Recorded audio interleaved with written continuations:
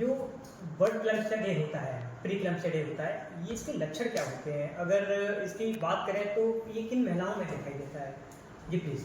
Pre eclampsia एक ऐसा disorder है प्रेगनेंसी का जो गर्भवती महिलाओं में तब दिखाई देता है जब 20 वीक्स ऑफ प्रेगनेंसी के बाद उनका ब्लड प्रेशर राइज करने लग जाता है। एक नॉर्मल प्रेगनेंसी के अंदर प्रेग्नेंट महिला का ब्लड प्रेशर फॉल करता है, पर प्री एक्लेम्पसिया के कंडीशन में गर्भवती महिला का ब्लड प्रेशर फॉल करने की बजाय राइज करने लग जाता है और उसका लेवल 140/90 से ज़्यादा आने लग जाता है। ऐसे कंडीशंस के अंदर प्री एक्लेम्पसिया मदर और बेबी दोनों के लिए जानलेवा हो सकता है अगर अनमैनेज्ड और अनट्रीटेड है।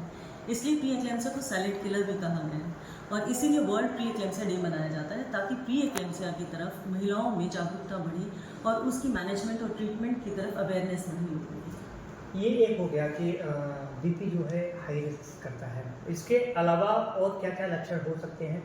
क्या लक्षण देखे जाते हैं जो कहेंगे कि भाई ये एक आम लक्षण है? देखिए, प्री एक्लेम्पसिया एक ऐसे कंडीशन है जिसमें प्लेसेंटा की जो डेवलपमेंट है वो डिफेक्टिव होती है। कुछ महिलाएं एट रिस्क होती हैं, जैसे कि जिन महिलाओं में पहला बच्चा अर्ली एज पे हुआ है, 18, 19 टीन एज प्रेगनेंसी है, या पहला बच्चा लेट एज पे हुआ है यानी 40 साल के बाद। दूसरा ऐसे जिनमें पहली प्रेगनेंसी है या उनमें जिनमें 5वीं या 6ठी प्रेगनेंसी से ज़्यादा है। तीसरा ऐसी महिलाएं जिनमें ऑलरेडी कोई मेडिकल डिसऑर्डर है, जैसे हार्ट डिजीज़, हाइपरटेंशन, डायबिटीज़, ऐसी परेशानी 7वीं प्रेगनेंसी के एसोसिएटेड है। चौथी ऐसी कंडीशन जो प्रेगनेंसी के साथ एसोसिएटेड है, जैसे मल्टीपल प्रेगनेंसी या मोलर प्रेगनेंसी। इसके अलावा जो महिलाएं ओबीस हैं, ओवरवेट हैं, वो भी एट रिस्क होती हैं। और ऐसी महिलाएं जिन पिछली प्रेगनेंसी में प्री एक्लेम्पसिया, एक्लेम्पसिया या फिट्स की हिस्ट्री है, ये सब महिलाएं एट रिस्क होती हैं। इन महिलाओं में चांसेस होते हैं कि जब प्रेगनेंसी के वक्त प्लेसेंटा डेवलप होता है तो उसका डेवलपमेंट डिफेक्टिव हो। जब प्लेसेंटा का डेवलपमेंट डिफेक्टिव होता है, ऐसे कंडीशन में प्लेसेंटा का प्रोफ्यूजन स्लो हो जाता है और बच्चे को और प्लेसेंटा को ऑक्सीजन कम मिलने लगता है। ऐसे में ब्लड में कुछ ऐसे फैक्टर्स रिलीज होते हैं जिनकी वजह से प्रेग्नेंट महिला का जहाँ बीपी फॉल होना चाहिए वहीं बीपी राइज होने लगता है। दूसरा, बॉडी में सोजन आने लगती है और तीसरा, यूरिन में प्रोटीन के ट्रेसेस आने लग जाते हैं। तो अगर देखा जाए तो इन्हीं कारणों की वजह से प्रेग्नेंट महिला में लक्षण दिखने लग जाते हैं। जो पहला लक्षण है वो ये है कि जनरली इस प्री एक्लेम्पसिया को साइलेंट किलर कहा जाता है क्योंकि इसके सिम्टम्स बड़े वेग, बड़े सटल होते हैं। नॉर्मल प्रेगनेंसी के सिम्टम्स के साथ इनको हम कंफ्यूज कर सकते हैं। तो ऐसी महिलाओं का जो डायग्नोसिस होता है वो होता है कि जब वो एंटीनेटल चेकअप के लिए आती हैं, अपना ब्लड प्रेशर नपाती हैं, उस समय उनको पहली बार पता चलता है कि अरे ब्लड प्रेशर तो हाई है, 140/90 से ज़्यादा है और उनको हाई रिस्क कैटेगरी के अंदर चिन्हित किया जाता है। और अगर कुछ लक्षणों के बारे में बात करें तो जो दूसरा लक्षण है कि हो सकता है हेडेक्स होने लग जाए या आँखों से धुंधला दिखने लगे, डबल दिखने लगे, डबल विजन होने लग जाए, नॉजिया वॉमिटिंग की फीलिंग बढ़ जाए, पेट में दर्द होने लग जाए। इसके अलावा यूरिन आउटपुट घट जाता है या यूरिन झाग जैसा दिखने लग जाता है। तो इसमें जो होता है सारे ऑर्गन्स अफेक्ट होने लग जाते हैं और उसी तरह से कॉम्प्लिकेशंस बनने लग जाते हैं। अगर इस समय डायग्नोज हो गया कि ब्लड प्रेशर हाई हो गया, ट्रीटमेंट स्टार्ट हो गई, तो नॉर्मल प्रेगनेंसी की तरह से प्रेगनेंसी चल सकती है। बट अगर इस समय हम देखते हैं कि मिस हो गई, ब्लड प्रेशर मिस हो गया है और कोई सिम्टम्स महिला ध्यान नहीं देती है, तो कॉम्प्लिकेशंस डेवलप होने लगते हैं। और वो कॉम्प्लिकेशंस होते हैं, सबसे पहले है फिट्स आना, एक्लेम्पसिया। सेकेंड होता है कि लेडी को मतलब ब्रेन में सूजन की वजह से डिलीरियम हो सकता है, हेलुसिनेशंस हो सकते हैं, लेडी कोमा में जा सकती है। अगर चेस्ट में आए, लंग्स हैं, लंग्स के अंदर पानी भर सकता है, ब्रेथलेसनेस स्टार्ट हो सकती है। लिवर का इन्वॉल्वमेंट शुरू होता है तो लिवर के एंजाइम्स हाई होने लगते हैं, ब्लीडिंग कॉम्प्लिकेशंस बढ़ जाती है जो बहुत जानलेवा और घातक हो सकती है क्योंकि ब्लीडिंग फिर स्टॉप ही नहीं होती है ऐसी महिलाओं में। और नेक्स्ट कंडीशंस तब होती हैं कि जब लिवर का फेलियर होने लग जाए, किडनी का फेलियर होने लग जाए, मल्टी ऑर्गन सिस्टम फेलियर में पेशेंट जा सकते हैं।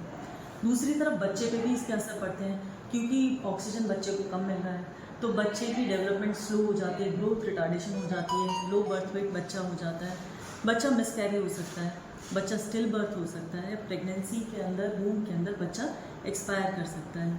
और इस कंडीशन का ट्रीटमेंट होता है डिलीवरी।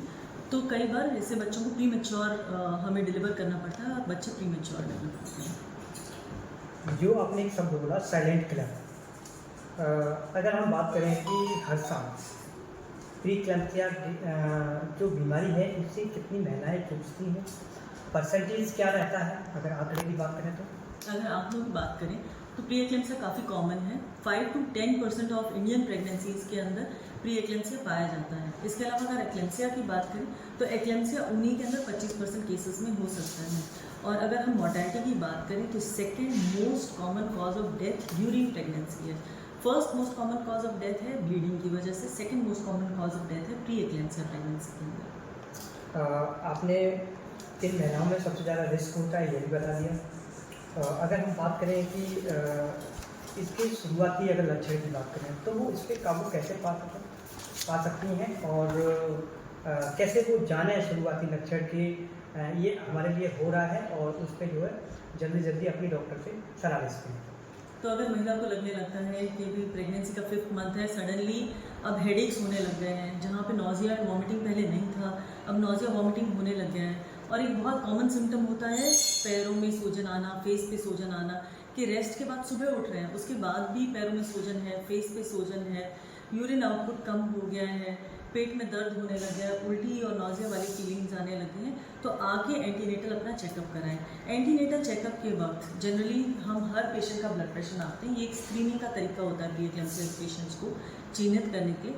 तो अगर हम बीपी नापते हैं, बीपी हाई निकलता है 140/90 से ज़्यादा या सेम, तो फिर बाद में ऐसे कंडीशंस के अंदर उस पेशेंट की मैनेजमेंट की जाती है। जब ये प्री-एक्लेम्सिया होता है तो उसको मैनेज कैसे करते हैं और किस तरीके से इसको जो है ट्रीट करें ताकि वो गर्भवती महिलाएं हैं इससे बच सकें?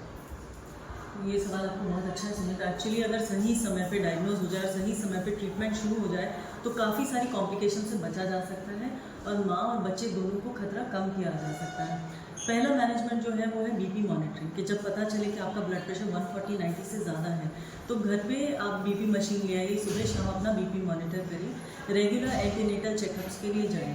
दूसरा है कि इसके साथ साथ वेट का ध्यान रखें, वेट अपना जितना हो सके थोड़ा सा रिड्यूस रखें।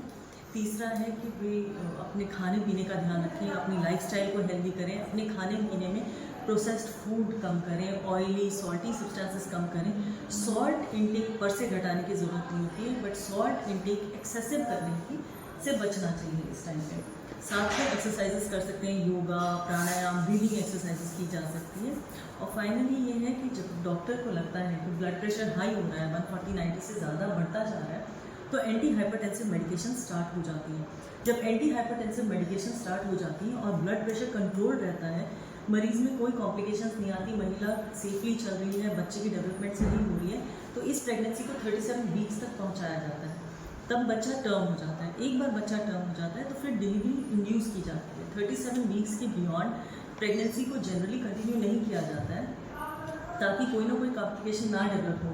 एंड उसके अंदर फिर बाद में या तो हम लेबर इंड्यूस करते हैं या अगर कोई और कॉम्प्लिकेशन साथ में है तो सिजेरियन डिलीवरी की जाती है। और सेकंड ये है कि अगर देखा जाए कि हम दवाइयाँ दे रहे हैं, हम ट्रीटमेंट चला रहे हैं, उसके बावजूद महिला के अंदर कॉम्प्लिकेशंस आते जा रहे हैं, बच्चे के अंदर कोई डिफेक्ट आ गया या बच्चा स्टिल बर्थ हो चुका है या फिर बाद में बीपी कंट्रोल ही नहीं हो रहा है एंटी हाइपरटेंसिव मेडिसिन के बाद, तो ऐसे में प्री मैच्योर डिलीवरी करानी पड़ सकती है। तो प्री मैच्योर डिलीवरी ही पॉसिबल होती है ऐसे के अंदर। तो ये थी हमारे साथ एक्सपर्ट डॉक्टर वीरा पाठक, जिन्होंने बताया कि प्री-एक्लेम्सिया में क्या क्या लक्षण होते हैं और किस तरीके से इससे बचा जा सकता है। अगर इसके कोई लक्षण पता चलता है या बीपी हाई होता है तो सबसे पहले आप अपने जो है डॉक्टर हैं, आपकी जो गायनो हैं एक्सपर्ट, उनसे मिलें, उनसे राय लें और आगे का ट्रीटमेंट अपना करवाएं। मैं सुमित राजपूत, लोकल 18 नोएडा।